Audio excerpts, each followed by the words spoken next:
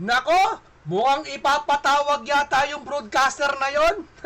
No, parang yata tinitira yata lagi si Marcoleta neto eh. Marcoleta po nagsalita na po dito sa isang broadcaster na to at iba pang mga vlogger na tumitira kay Marcoleta na di mo yata sinasabi na ang iniimbestiga ni Marcoleta ay itong DPWH lang, parang ganun. At pinatutunog nila at sinasabay pa nila ang issue na kailan daw aatupagin ni Senator Marcoleta ang kuryente. Hoy, sandali lang. Ha? Hindi yan binoto si Marcoleta para sa kagustuhan nyo o sa kagustuhan ng iilan. Binoto ito para maging function siya sa lahat ng bagay at ipaparamdam niya ang pagiging senador sa taong bayan. Di ba? Hindi dahil sa kagustuhan mo lang. Kapag hindi na tapat sa gusto mo, ayaw mo na, babatikusin mo na, mali ka, bugok. Ngayon, pag-uusapan din natin, binigyan ng sumpina ni Chis Escudero, papadala ng sumpina pag hindi dumalo, pwedeng makulong pag hindi sumipot ang mga kinaukulang ipapatawag sa Senado, yung mga iimbestigahan na kontraktor o maging congressman man ako sakaling imbitahan kung sino sa mga congressman na maaring matunog na sangkot, di ba? Kung sino ang matunog dyan, no? O ngayon, marami tayong pag-uusapan mga kamunti na harap-harapan na talaga pinagluloko mga Pilipino. Ang mga Pilipino, hindi naman nagpapaloko yan eh. Wala lang silang magawa kasi nasa taas na kaposisyon sila. Di ba? Ang totoo po niyan, at pinapack-check na po tayo ngayon ng mga ulan. Mamaya, exciting ang mapapanood nyo mamaya. Ito muna kay Marcoleta, panoorin muna natin ito, no? Yan, napanood ko yun eh. Kaya nga magkasuntono sila Sen eh. Ang kaya kung magsalita pa naman yan akala mo tumatakbo, hindi mo maintindihan, di ba? Oho. Subukan mo tumatakbo ka, nagsasalita ka, humihingal ka. Sino kaya pinaparinggan na itong broadcaster na to? Sabi ng ilang netizen, si Karen daw. Yan, pagka yun nagtatanong, humihingal eh. Ano? Kakapusing ka ng hininga nun, Sen. Oh. Kapag ako'y nakikinig doon, ako ang napapagod eh. Nakikinig lang ako, pagod ako eh. Kaya ayaw kong pakinggan yun eh. Oh. Oo. Ang sabi niya, ay bakit ang ngayon? Bakit ang DPWH lang? Oho. Oh, bakit DPWH lang? Oh, anong pakialam niya? Mario Joseph na mga tao ito, sabi ko. Nag-umpisa pa lang ako din. Nag-uumpisa pa lang si Senator Rodante Marcoleta, ang dami nyo ng dada. Samantalang yung mga iniidolo nyo, mga politikang bugok, ha, matagal na nagsimula, yung iba naganda mataya na, yung iba matatanda na, hanggang ngayon walang inambag sa buong Pilipinas. Bakit anya? Kung may inambag sila, bakit ngayon lang sila yung flood control, bakit si Marcoleta pa, hinintay nyo pa maupo, saka kayo kumikilos? Ha? Diba? Yung tuwadgom. Yan niya pa lang po, Sen eh. Unang hearing pa lang ako, Oho. alam ba niya kung gaano kalawak? Alam ba niya kung gaano kalawak ang multong kinakaharap ng ating bansa? Hindi alam niya ng ibang broadcaster. Yung iba alam. Oho. Ang problema sa ganyang mga tao, okay, lalahatin ko na sila, mga ganyang Opo. uri ng tao. Oh, yung mga ganyang sariling pa yun, kaisipan. Mapa-broadcaster ka, o kung ano man, basta ganyan kayo mag-isip. Pati vlogger, Sen, no? Oo, ang daming vlogger na ano, sir eh. Talagang buwabanat sa'yo eh. Kahit alam niyang tama ginagawa ni Senator Marcoleta, babanatan niya. Bakit? Kasi yung umpisang vlog niya, kaawa niya si Marcoleta. Buti niya si Epipanyo eh. Hindi totoo. Si Epipanyo, pinagmumura si Marcoleta, pero ano ngayon si Epipanyo? Kakampi na si Marcoleta. Eh yung ibang vlogger, mga bugok. Pagkalabay si Marcoleta sa umpisa, kahit naagawa ng kabutihan to si Marcoleta at naagawa ng malaking ambag sa Pilipinas, nakauumpisa pa ito, kauupo lang nito. Ito ang isang public servant, kauupo lang, may inambag na sa Pilipinas. Eh kayo, anong inambag nyo? Puro batikos. Marami din ganyan. Pagka ganyan kayo mag-isip, talagang wala na akong magagawa sa inyo. Opo. Okay. Hindi naman kayo abogado kasi. Ang abogado kasi, bago magsalita, nag-iisip. Itong mga ito, nagsasalita, hindi nag-iisip. Ganyan yung mga yan. Meron po nga paglalarawan niya, Sen. Paano ka mag-iimbestiga nang hindi mo muna ilalatag? Kumbaga sa Laying korte, the predicate, sabi ko. sasabihin ng korte sa'yo, Counsel, you need to lay the predicate. Yeah. Di pwedeng hindi ka mag-lay ng predicate. Siyempre. Ilalatag mo muna. Mhm. Isa-isa mo ngayon. ba't kaya? Ano naman nakakita ang mga ganyan na? Ang gusto ata sa unang araw pala, ipatawag nyo na lahat ng mga... Wala naman kasi silang direksyon na magtanong eh. Nagtatanong lang sila sang-ayon yun sa kanilang nalalaman. Yan. Sang-ayon sa kanilang gustong agenda. Okay, sang-ayon sa kanilang matapat sa kanilang gusto. Tatanong nila. Hindi nila tatanong yung ikabubuti na magagawa ni Senator Marcoleta para sa bayan. 'Di ba? Kung ano ba pinakaresulta? Kasi si Marcoleta kasi, tactics niya yan eh. Anong pakialam mo? Kung yung mga umpisa hindi siya nagalit na hindi pumunta ang kontraktor, hindi siya nagalit sa DPWH at sinabi niya, hindi siya pinapunta niya dito yung mga yan para hindi prosecute. Pinapunta niya yung mga yan para imbestigahan. Magkaiba kasi yun. Hindi ko kayo papatulan. May iksi ang mga kukotin nyo. May diferensya pa ang mga ulo nyo. Kaya hindi ko kayo papatusin. Ano kayo ngayon? Direct to the point to. Ito maganda talaga sa Senado. Wala ako makikitang ganito. Iba eh. Yung iba, nagdidisente yan pa eh. Kung sino yung pinakadisente, siya yung bugok eh. Dito lang. Ito, parang Duterte ito. Hindi. Kaya niya magpakadisente, kaya niya magpaka-level, kaya niya magpakagitna. Di ba? Hindi katulad ng mga ito, yung mga iba senador at ibang mga tolongges man, mapagpaimbabaw. Kaya, alam mo, hindi ako nagpapa-interview sa mga yan eh. Oo. Bagay, yung babae na yun, ng broadcaster, hindi ako interviewin nun kahit anong mangyari. Sa nervyos niya siguro. Ninervyusin niya. Bakit? Iba kasi magsalita to eh. Namamarangka to sa live. Dapat pag i-interviewin mo yung babae na yon, si broadcaster, sabi nila si Karen daw eh, huwag kang magla-live. Bakit? Dahil pag nagsalita si Marcoleta, hindi mo nagustuhan yung sagot, nako, mapapaya kayo dyan. Dapat naka-video lang kayo, hindi kayo live. O, eto. Pag-usapan din natin, dito muna tayo kay Abante. Medyo maganda sinabi yata nito Hindi ko alam eh, kung maganda ba sinabi nito. May nilalabas ba to si Abante? Ito muna. Flood control DPWH, pinak-check na naman ng kalikasan. Ito.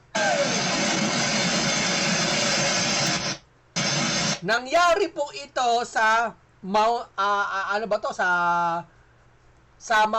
Barangay Lunas Mountain Province sa Barlig, Natunin National Road.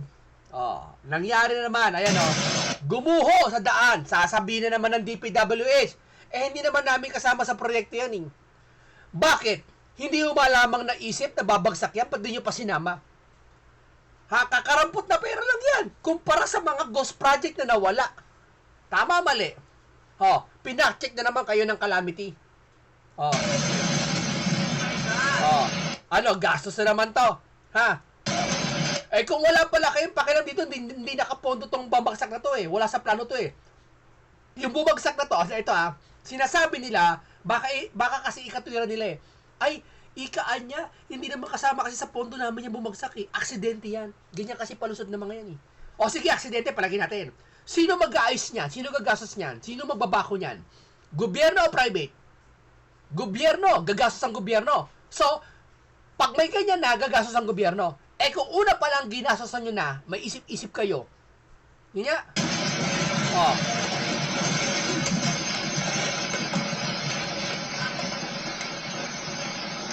That's it. Wala nang daan. Wala nang daan. Bagsak na naman ekonomiya sa lugar na yan. Walang madadaan na yung mga sakyan. Kung may pang mga paninda pala sa nadaan yan. Alam mo, sabi ko sa inyo, sa bansang Japan, may rock netting nilalagay dyan.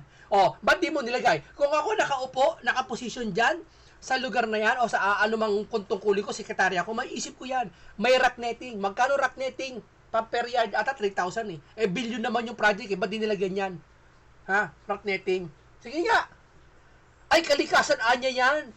Kalukasan. Alam mo kasi kaya gumuho yan, may mga ilang problema kaya gumuho yan. Alam mo kapabayaan ng gobyerno. Pangalawa, yung mga puno napuputol. Wala nang mga ugat na kumakapit. Tanong, ba't nyo pinababayaan yung mga illegal gambling tuloy. Illegal logging dyan. Okay, mga tao nagpuputol dyan, nag-aabuso dyan.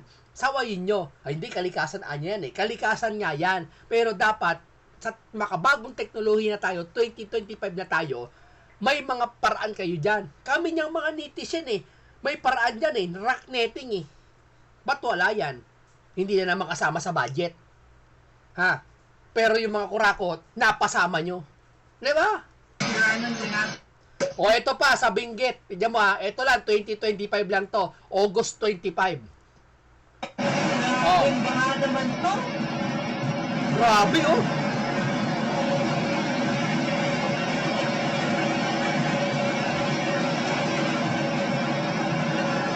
Pansin nyo, hulog ng langit talaga si Senator Rodante Marcoleta. Talaga, kinakampiyan siya ng panahon at ng Panginoon. Bakit? Kakaunti, wala namang bagyo, wala namang kalamidad. Sinasadya ng panahon sila iganto. Inihahayag sila isa-isa. Kanina bumagsak yung bato, walang dahilan. Eto nagbaha, hindi naman wala namang bagyo. Wala namang abagat na talaga matindi. Pero eto, bumaha. Sipin nyo, sinasadya ng panahon na ilitaw lahat ng katrantaduhan ng ginawa ng mga gobyerno. Yung ibang gobyerno, di lahat na ipakita sa taong bayan at ihayag kay Senator Rodante Marcoleta para maimbestigahan. Ngayon, natatakot na ang iba na tago na sila. Yung iba nanunuhol na. Iba talaga ang power ng Rodante Marcoleta. Ito nangyayari. Maski panahon, nakikisabwat sa kanya, nakikisama. Sasabihin ng panahon, Marcoleta, kami nang bahala, pababahain namin, palilindulin namin, i-check, ipapack-check namin yung mga ginawa ng kontraktor, ipapakita namin sa taong bayan at masayo, Senator Rodante Marcoleta. Ganyan ang sabi ng panahon kung makapagsasalita lang ang calamity.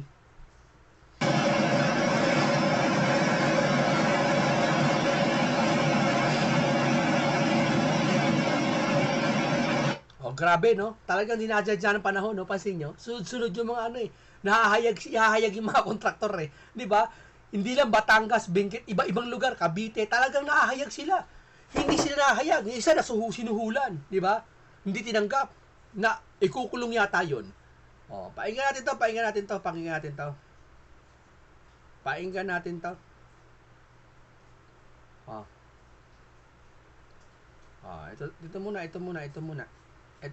muna. Abante muna tayo, ha?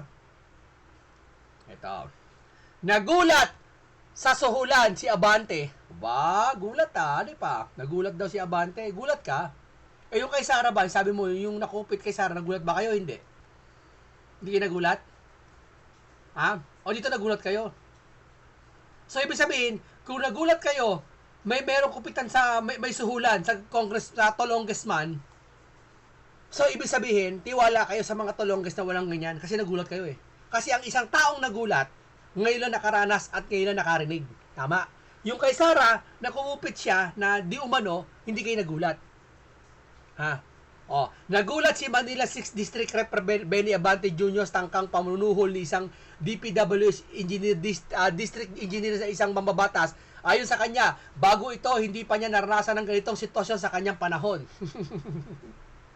Ay nako, it's my first time. I was even surprised that very it can happen to congressman by district engineer. I don't know it has never happened before in my life. In my time. Ito ang unang pagkakataon na gulat talaga ako na may panunuhol. Sir, kailan kayo pinanganak? Mas matanda siguro kayo sa akin. Ako, siguro 20 years. No? Ako alam ko meron.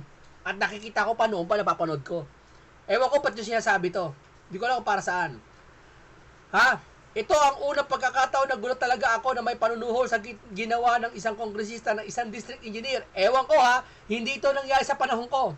Ito ay kasunod na kumpirmasyon ng tanggapin ni Batangas 1st District Representative Leondra Regarda Libiste ngayon Agosto 25, 2025 na magsampa siya ng kaso laban sa isang district engineer ng DPWH! Delikadesa naman! Bagamat hindi ito tinukoy ni Libiste, ang detalye ng reklamo, mariin niyang iginiit ang pangangailangan ng mataas na kalidad ng murang proyekto at obligadong ayusin agad ang anumang depekto nang walang dagdag ng gastos ng gobyerno. Matatandaan lumabas kahapon ng isang blind item article ang tungkol sa isang 360M bribery attempt na ayon sa latest developments, tila tumutukoy mismo kina Libiste at ang DPWH engineer na kasalukuyang nasa kustodiya ng Taal Municipal Police Station. Abante, nagulat ka ba? O, ito mga comments sa'yo. Panoorin mo. Sa ngayon, mga nabubulgar ang mga congressman kawatan. Mahirap paniwalaan na sinusuhulan ng congressman. Di ba bagman nga daw ang mga DE? At sino ba naman si DE na manunuhol sa congressman? Maganda ang script para nabaliktad si EDE. Ano yung DE? Alam nyo nga, ayoko magbanggit eh. Na magustuhan lang na ihatid yung limpak-limpak na kwarta galing kay kontraktor. Delikado ang DE na iyan. Baka patitigok bago kumanta pagdating sa trial proper at magkapistuhan. Pastor, kasalanan ng magsinungaling. Sabi yun. Abante lang, huwag umatras. Piling naman ito sigurang, we, mukha mo, nagulat. O, ano ka ngayon? Grabe ka, kapal ng mukha nito. O, saan ka kinukuha ang kapal nito? Ha? Pakulo lang yan. Mukha mo pala, abante, magkakatiwalaan. Ungas. Tell it to the Marines. Marines. Ngayon lang hindi mo alam. Hindi sila niniwala, hindi mo alam. Nagulat ka. Bulahin mo nanay mo. Kasi doon sa seta nagulat ka, first time mo na may ganung congressman. Isabihin, tiwala ka sa kanila. Lokohin mo sarili mo, buisit ka. Wala lang niniwala sa'yo, bante. Alam ng mga tao kung anong klaseng tao ka. Yan sinabi, hindi ako yan ha. O ito ba? Marami tayo ibabalita sa inyo eh. 40 luxury car tututukan ng Bureau of Customs. Ayan kasi, flex ng flex. Ano ngayon? Ha? Iimbestigahan ng Bureau of Customs ang tinatayang 40 luxury cars na pagmamayari ng umano'y mag-asawang Diskaya. Maaari dalawang malalaking kumpanya ang kabilang sa staff contractors ng DPWH. Nag-viral kamakailan ng panayam kay Sara Diskaya kung saan ibinida niya ang kanilang mga mamahaling sasakyan. Ito ay umay ng batikos lalo sa inuugnay ng pamilya Diskaya sa mga kontratang flood control projects na kasalukuyang iniimbestigahan ng Senado. Ayon kay BOC Commissioner Ariel Nepomuceno, agad silang kikilos upang siyasatin ang mga naturang sasakyan. Patitignan kung po agad makakaasa kayo, ani Nepomuceno. Ilan ang luxury car? 40, higit pa yan. Sa isang luxury car na lang, ilan? 11 million, 10 million. Sa tingin mo, aabot yung 40 na yan, 100 million plus lang yan. 200 million plus lang yan. Palagay natin, palagay natin 100 million yan, lahat. Hindi sasapat doon. Sa isang revenment, doon sa may ilog na nasira, sabay-sabay ngayon nagagahit ang kalikasan. Hindi kayang bayaran ng kakarampot na kotse nyo. Diba? Diskaya, ito na, Chis Escudero, yari kayo, kumilos na si Chis Escudero. Diskaya, at di ba pa, permado na ni Chis ang mga subpinas. Pag hindi kayo dumalo, may kalalagyan. Opisyal na pinirmahan ni Senate President Chis Escudero ang mga subpina laban sa mga kontraktor na hindi dumalo na nakaraang pagdinig ng Senate Blue Ribbon Committee kaugnay ang flood control anomalies. Bakit di kayo dumalo? Sige, granted, may sakit. Busy. Pero sa pangalawang pagkakataon kapag hindi kayo dumalo, tapos yung mga ginawa nyo, nakita namin, walang kakwenta-kwenta, nasisira. Tapos sasabihin nyo, wala kayong kasalanan, hindi kami maniniwala. Pasensya na. Ito pa. 576 M US mansion, katas ng kontrata. Lumikha ng ingay online si CWS Party List Representative Edwin Gardiola matapos mabisto ang mga netizen umano'y 576 na mansion sa Newport Coast, California. I-lifestyle check mo to kung may negosyong malaki. Kahit negosyantong malaki, hindi niya gagawin to. Maliban nila si Ramon Ang, bilyonary talaga yon, nagsikap yon. Sila Manny Villar. Pero ito, tanong ko lang sa inyo, kayo na humusga. Kaano ka nagkaroon? Kasi kung may 1 bilyon ka, babawasan mo ng 576 mansion sa Newport, hindi mo gagastusin yun eh. Ibig sabihin, higit sa 1 billion ng pera mo, kaya ka napalabas ng 576 million. Parang ganito, may 100 pesos ka, may bibiling kang isang bagay na halaga 60 pesos, Iyon na lang ang pera mo, 100. Sa tingin mo, bibili mo pa yung 60 pesos, 100 na lang pera mo, sukli mo, 40? No way! Pero bibili mo yung 60 pesos na yon kapag ang pera mo, daan-daan libo. Barya lang sa'yo yon 60 pesos na yon kasi alam mo, may matitirang malaki sa'yo. Ganito rin sa 576 million mansyon. Hindi lang 1 billion ang estimate ko. Baka ang pera na ito nasa 20 billion. Higit pa. Estimate ko lang, haka ko lang siya na. Ayon sa real estate data, ibinahagi online na nakapangalan umano sa ari-arian ni Garjola Tirioso Edwin Loleng at Garjola Juby Silva mula pa noong 2011. Ya? Tinataya nagkakahalaga ito ng 10.3 M dollar o nasa kada square foot. Ang pagbubunyag ng mansion ay sumabay sa kontrobersyal ng 400 M flood control project sa Baliwag, Bulacan na pinondohan umano ng CWS at sinoy Mayor Ferdinand Estrella. Kamakailan ibinulgahan ni Pangulong Marcos Jr. na ito pala ay isang ghost project. Sasabihin mo totoo? Sasabihin nyo totoo? Alin ang totoo? Ipatawag si Mr. Ed Calwag, si Idol Ed Calwag sa mga galing sa mga ghost espiritu. Alamin kung sino ang sa ghost project para di ba sa mga ghost si Ed Calwag ang maaasahan. Ipatawag si Ed Calwag sa mga to. Ya, ito pa. Sinuhula, Tiklo, Engineer Calalo. Ito na nga yun.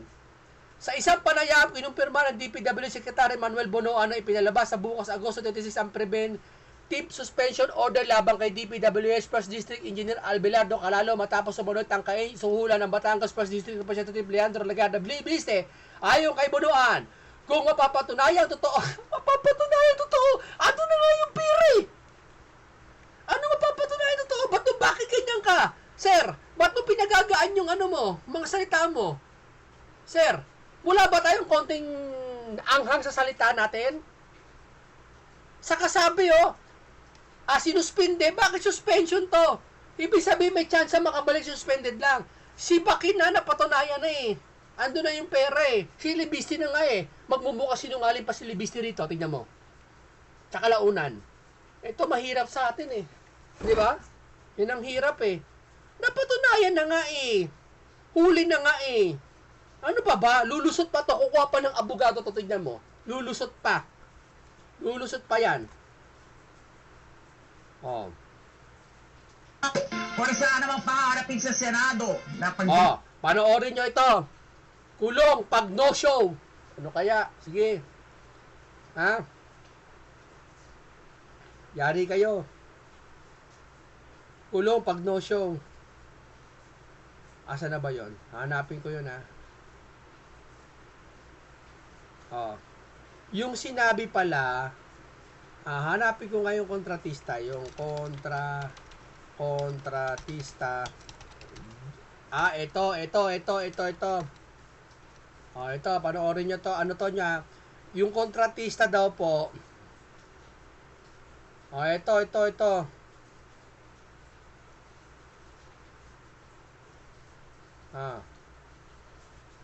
Hindi. Ito. Sandali lang po May gusto ako ipakita sa inyo kasi, pasensya na. May gusto ako ipakita sa inyo. Junior, kaalyado pala. Ito. Sandali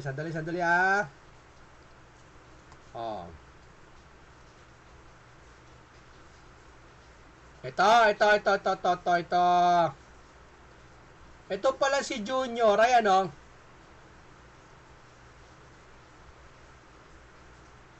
Asa na ba yon? PST naman. Ito, nababasa nyo? Kaalyado kontratista sa useless Benguet project. Kaalyado ni Marcos Jr. Yung ang hindi kaalyado eh. Hindi na siya nagalit masyado eh. Ito pa kaya wala tanong lang magalit ka kaya kaalyado mo to? Sige, Junior. Yeah? Yan ang hirap sa atin eh. May kakilala eh. Hindi ka tulad ni Marcoleta, si Amy, pinahihiya sa Senate, di ba? Amy, late ka na naman, as usual. Bato, 2 minutes ka na. Bato de la Rosa, 2 minutes ka na. Stricto, walang kaibigan.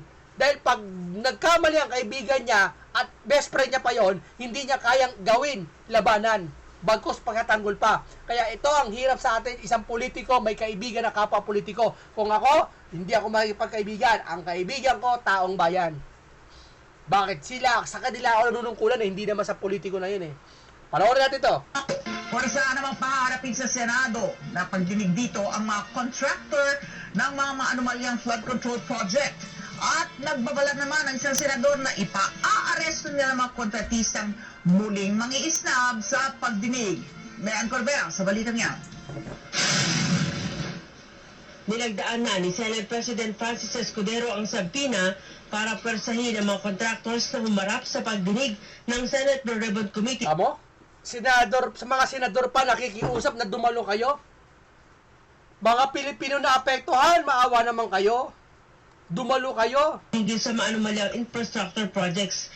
Kasama sa pinaharap sa investigasyon, sina Luisito Tiki, ang presidente ng LR, Tiki Builders Inc., si Zara Descaya, ang pangulo ng ALPAN, Omega General Contractor and Development Corporation, Lawrence Lubiano, ang pangulo ng Centerways Construction and Development Inc., Edgar Acosta, presidente ng Hightone Construction and Development Corporation, Marjorie Sabidan, Authorized Managing Officer ng Sabidan Construction. Kasama rin sa pinaharap sa investigasyon. Grabe ba? Kita mo yan, no? Titigan mo lang yung lugar na yan, eh. Tapos hindi kayo dadalo. Hindi naman kayo pagbibintangan, eh. Tatanungin lang kayo. Di ba? Bakit nagbaha to? Number 1. Pangalawa, yung budget ba nakalat dito saan ginasos na ibili ba? Kung oo, pakita pati yung resibo. Di ba? Ang dali-dali ng logic eh. Tatanungin lang eh. Sina Romeo Miranda, presidente ng Royal Crown Monarchs Construction and Supplies Corporation, si Maria Roma Angeline Rimando, ang pangulo ng St. Timothy Construction Corporation, Adelma Angeli Alcazar, ang presidente ng Sunwest Corporation, Yumir Villanueva ng Top Notch Catalyst Builders, at Mark Alan Arevalo, ang general manager ng Wawa Builders. Ayon kay Senate Blue Ribbon Committee Chairman Renate Marcoleta, itutuloy ang pagdinig sa maanumalyang kontrata sa Lunes, September 1.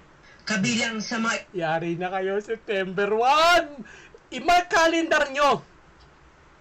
Magkakasakit na mga ibang congressman at ibang kontraktor September 1. Nagpili ng komite ang may-ari ng Wawa Builders na nakakuha ng bilyon-bilyong pisong kontrata sa Bulacan pero walang nagawang proyekto. Lahat ng Pilipinas halos ganyan, no? Ganyan, baha, oh. Ano nangyari? Na-overwhelm? Sige nga. Isinulong ni Senador Jingoy Estrada ang pagpapaaresto sa mga kontraktor sakaling muling isnabin ang pagdinig ng Senado.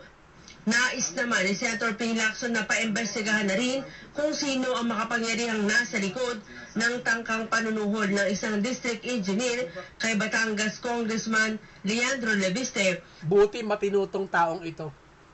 May natitira pa pala makaramihan. Hindi naman lahat loko-loko. Marami din katulad na ni Lebiste na matino. Tahimik lang to. Tamo, nagsoole. Ito, pinakita niya kung gaano siya katapat sa taong bayan. Kita nyo? Sige nga. Imposible.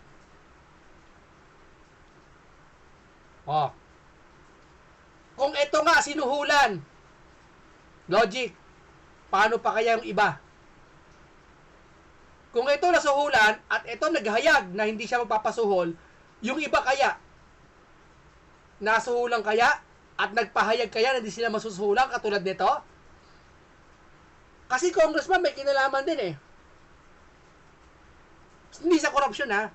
Doon sa proyektong ginawa sa kanyang distrito. Sabi ko nga sa'yo, sa tahanan mo, nawawala isang balde. Alam mo eh.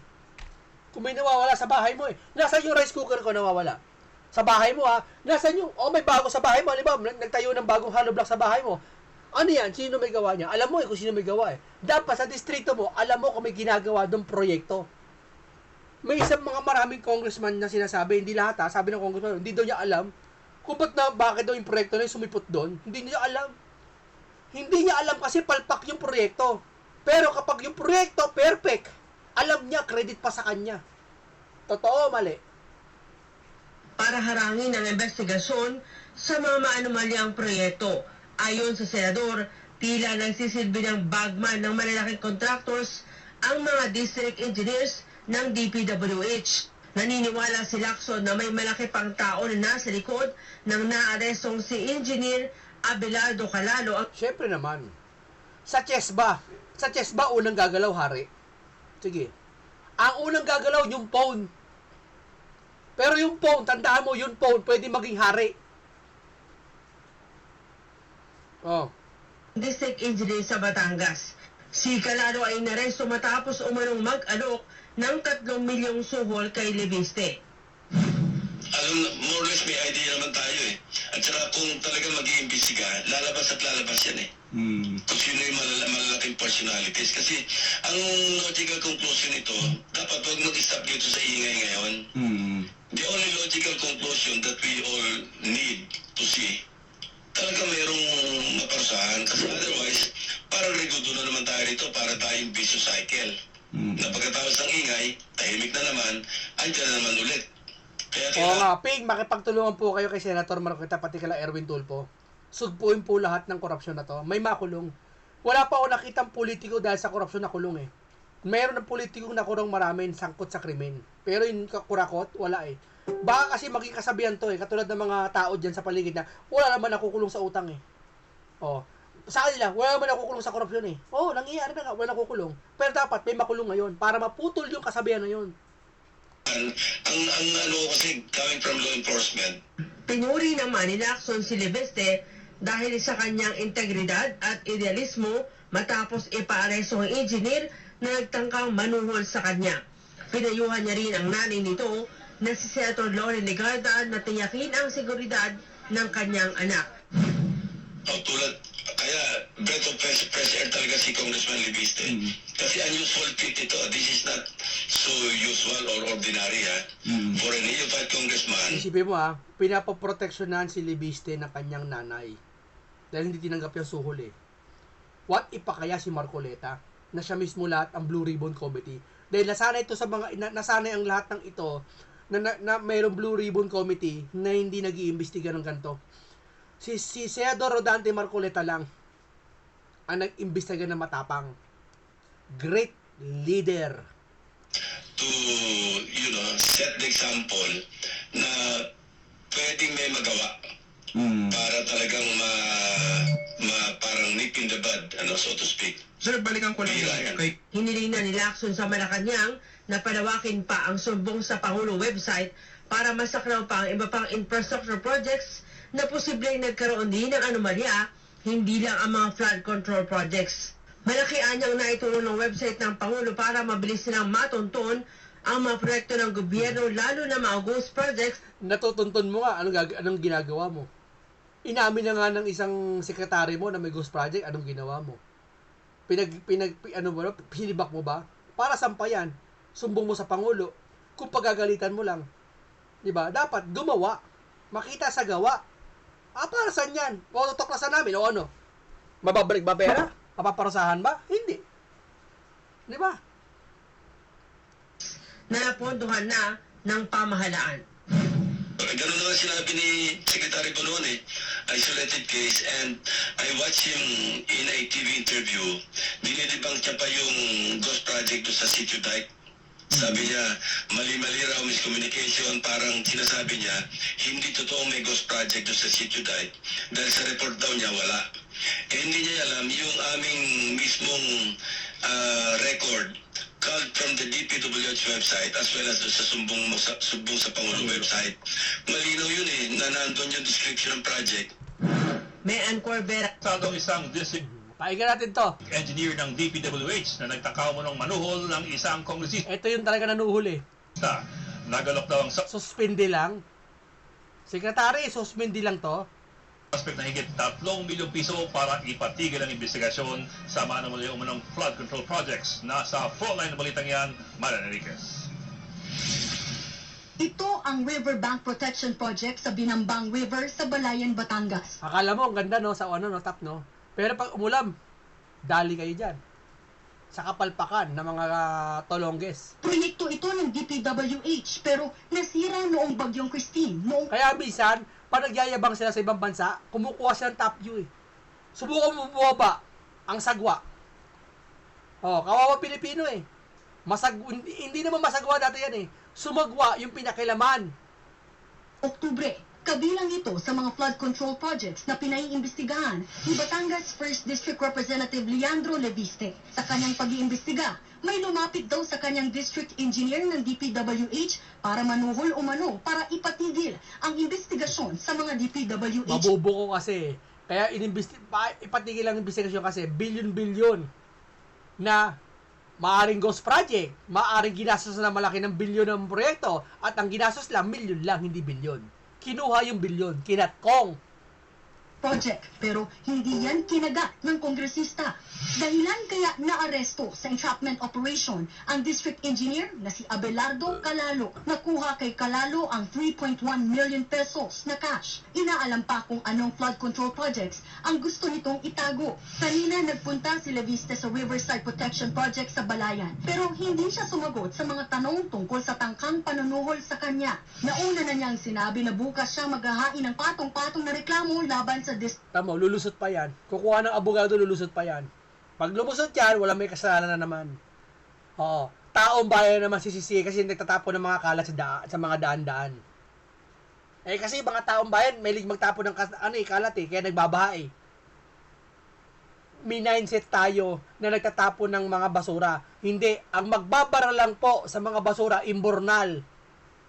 Pero yung umaapaw yung mga river, dahil sa mga sira-sirang flood control ng mga riverside o riverbank, eh hindi kasalanan ng basura yon. Kasalanan ng gumawa yon at gumuho walang bakal.